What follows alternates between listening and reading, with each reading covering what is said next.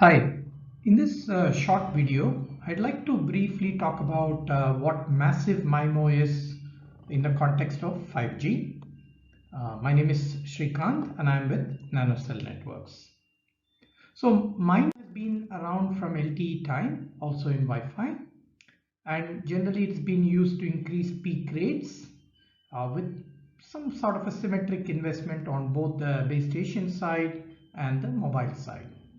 So what is this massive MIMO? Massive MIMO is a paradigm shift where we have large number of antennas at the base station side where we can potentially afford to have them, but a relatively small number at the UE side, and give an overall benefit by doing simultaneous transmissions to and from multiple users. Okay, so this improves the overall cell spectral efficiency, and this is very important as we want to kind of move ahead from 4G towards getting even more higher speeds to lots of users within a given bandwidth. Okay, so massive MIMO is hundreds of antennas at this time at the base station side, few antennas at the UE side, and doing simultaneous transmissions based on channel information to the multiple UEs. Now one can view how those antennas are going to be used. Traditionally in our lower frequency cellular deployments, we have used these 3-sector deployments very successfully. But one of the motivations to look at this kind of a beam-based approach through a lot of antennas is because of the coverage constraints in the higher frequencies. Remember that 5G also is exploring deployment in the higher frequencies, and that's an exciting trend from a radio perspective. But if we follow the same approach as in the lower frequencies, we will be ending up with very small cell sizes.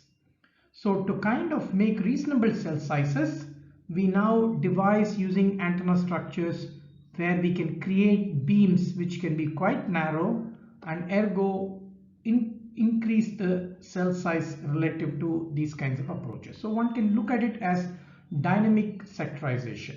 So you can look at it from supporting capacity perspective, as we mentioned in the previous slide, and supporting coverage here. Okay, so capacity and coverage both are going to be important. Capacity may be more critical through the multiple antenna schemes in the lower frequencies. In the higher frequencies, we are going to throw bandwidth at the problem, and so it's going to be coverage, which is going to be solved by the massive antenna structures. Now these massive antennas can have processing behind them to really achieve the goals. And if you look at it, we could do analog beams, which give us very little flexibility when we want to do multi-user stuff. Digital beamforming with powerful processing in DSP gives us the most flexibility, right? But it takes a lot out of us because for each of those antennas, and remember that massive MIMO is now looking at hundreds of antennas potentially, and so you're looking at hundreds of RF sections and converters and so on. So it might not happen overnight that we can get to full-fledged digital beamforming, which gives us ultimate flexibility. So some of the mainstream people are also looking at a hybrid approach where we could do some things using the analog beams, antenna patterns, and then some things using digital, so that it reduces the complexity while still helping us achieve the goals. So this is one of the approaches which is being talked of when we start putting hundreds of antennas, while we slowly probably move on to a full-fledged digital beamforming solution, which gives us the full benefits of the multiple antenna structure. To end, just summarizing the various cases. Long back, people used analog beamforming for a lot of niche applications.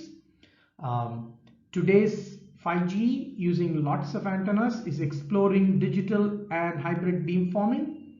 We think that digital beamforming is more likely to be used maybe in a lower frequency. Hybrid beamforming, where high frequencies come in, we might be using antenna structures or fixed beams, etc., to kind of give the coverage benefits, whereas some of the capacity benefits in the lower frequency might come from digital beamforming. Okay. So for more information on such detailed topics, we'll come back with some videos. So thanks for watching.